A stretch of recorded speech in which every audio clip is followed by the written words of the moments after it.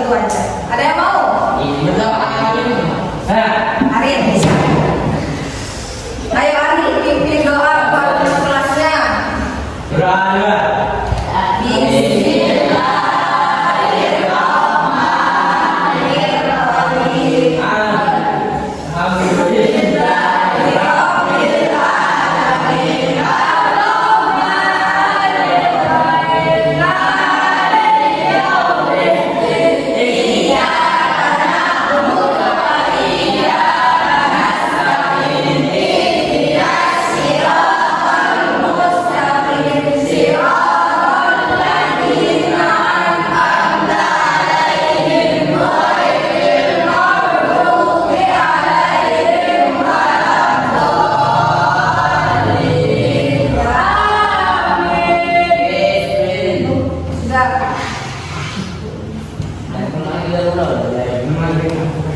Nah ya, sekarang aksen terlebih dahulu. Ada yang masuk nggak hari ini? Masuk semua? Iya. Iya kan? Ini langsung. Fikri, gunakan bahasa Indonesia yang benar kalau kelas, jangan pakai bahasa Madura. Masuk semua nih, beneran?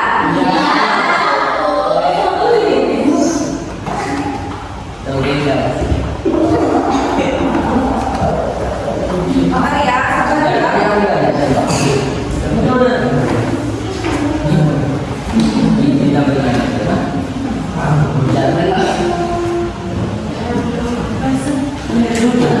sabar ya.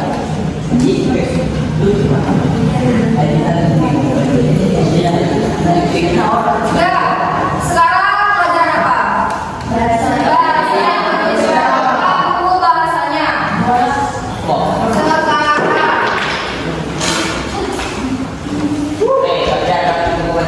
Sudah? Saya kasih waktu buka bukunya 1 menit saja, biar gak lama-lama. Ayo cepetan, buka bukunya.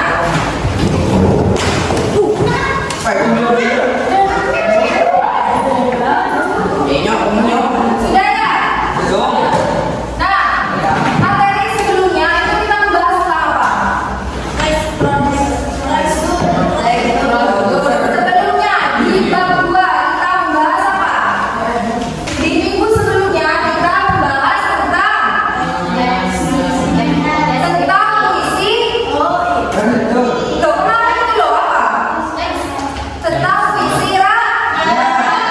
Nah, karena sekarang kita sudah ada di bab 3, Ibu mau ngetes dulu di bab 2 kalian sudah paham apa belum? Kalian masih mengingatnya apa enggak? Di bab 2 kemarin kita membahas apa? Kita belajar tentang apa? Tentang unsur puisi rakyat. Apa sih puisi rakyat itu? Dibaca bukunya, makanya ada buku itu dibaca. Ayo baca. Puisi rakyat adalah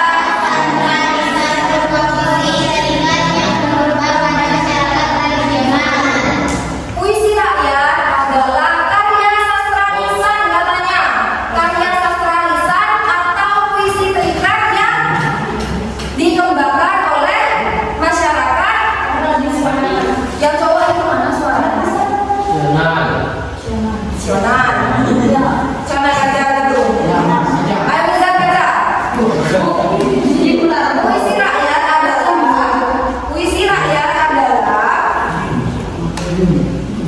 karya sastra lisan yang berupa puisi terikat yang dikembangkan oleh masyarakat tradisional. Puisi rakyat itu kita nggak boleh mengubahnya katanya, harus terikat ketentuan-ketentuan tertentu. Masyarakat tradisional mewariskan kepada kita puisi rakyat agar kita bisa meneruskannya kelak seterusnya itu agar kita bisa meneruskan itu unsur puisi rakyat. Puisi rakyat ada berapa, Marin? Ada? Ada di kelas ada? Enggak, sebenarnya puisi rakyat ada banyak kan ya. Tapi di kelas 7 cuma membahas 3 saja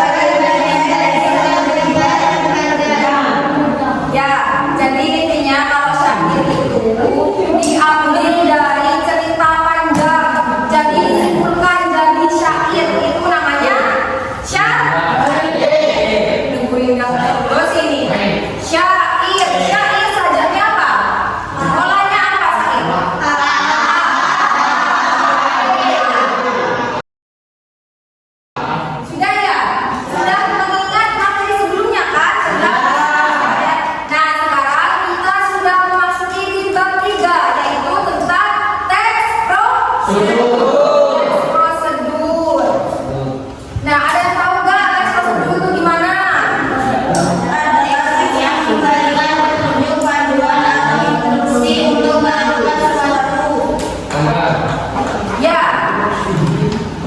di bab 3 itu kita disuruh mengidentifikasi teks prosedur, katanya disuruh identifikasi. Nah, sebelum kita mengidentifikasi, alangkah baiknya kita kenalan dulu sama teks prosedur. Apa sih teks prosedur itu? Kenalan dulu sama teks prosedur. Apa itu teks prosedur? Teks yang memberikan petunjuk atau panduan kepada untuk melakukan sesuatu, katanya. Terus teks ini membantu kita untuk memahami dan mengerjakan sesuatu dengan tahapan-tahapan yang benar. Nah, ini yang ada di papan ini disebut teks prosedur. Bisa dipahami nggak? Bisa ya, ini dikatakan teks prosedur. Kok bisa apanya?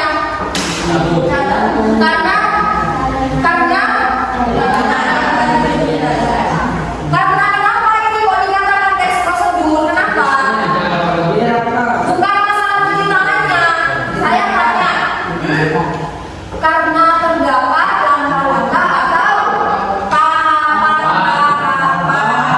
Jadi ya, kalau kalian menemukannya ini 1, 2, 3, 4, 5, tahapan-tahapan kayak gini itu disebut teks prosedur. Paham? Paham nggak? Contoh ini ya, di contoh ini judulnya ayo lakukan 5 langkah cuci tangan pakai sabun dan air bersih mengalir. Judulnya sudah jelas ini tentang cuci tangan. Yang pertama, langkah pertama yaitu basahi air, basahi tangan pakai air. Terus yang kedua, gosok pakai apa? Sabun. Terus yang ketiga, bersihkan kuku. Bersihkan kuku sama bagian-bagian sela-sela jari. Yang keempat itu disuruh bilas pakai air. Yang kelima pakai tisu. Nah, ini tahapan ini itu disebut teks prosedur. Kok alhamdulillah sih? Nah, bentar. Jadi tujuannya dia dari kayak gini apa, Bu? Kenapa kok dia dari kayak gini? Kenapa? Biar yang nggak tahu, misalnya kalian tahu di sini cara cuci tangan yang benar. Misal kalau nggak ada yang tahu, ada yang belum mengetahui, itu bisa memberikan petunjuk, katanya. Bisa memberikan panduan cara mencuci tangan yang benar. Jadi tujuannya ini agar orang-orang yang nggak tahu, agar orang-orang yang bingung itu bisa melakukan sesuatu dengan benar, dengan urut.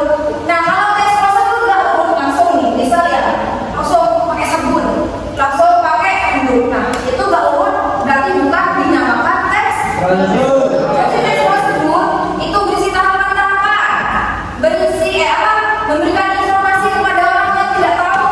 Terus urut. Jadi kalau nggak urut, tidak bisa dinamakan teks prosedur. Nggak paham ya? Nah, bentar. Sebenarnya di teks prosedur itu kemarin kalian juga tulis ya. Di teks prosedur itu sebenarnya ada alat. Yang pertama, yang kedua, mana kita bisa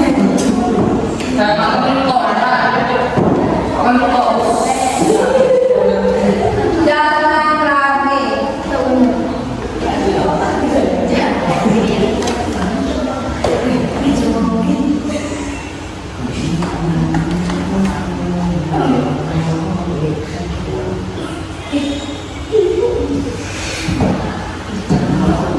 Kelihatan nggak?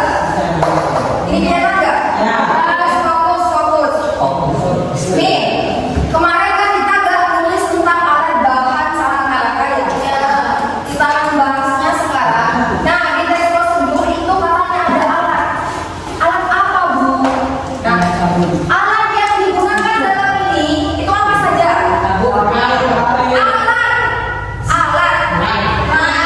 Ras atau wastafel. Ya kan, pakai wastafel kan? Tisu.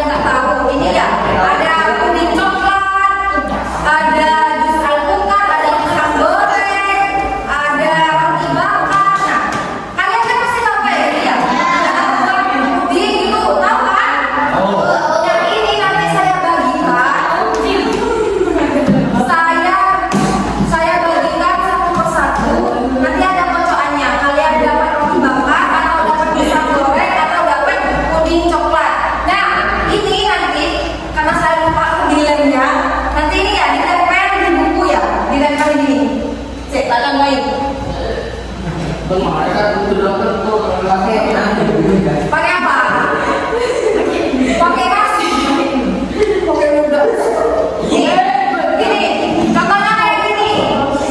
Ini ya, di atas itu dikasih teks prosedur gitu ya. Nah, ini puding coklat. Terus langsung mengikuti itu. Alat untuk membuat puding coklat. Terus bahan untuk membuat puding coklat. Langkah-langkah membuat puding coklat kayak gitu ya. Paham ya? Nah, sekarang satu persatu dari sini. Satu persatu dari sini kamu gini ngambil. Apa? Kasih gini kocokannya sini.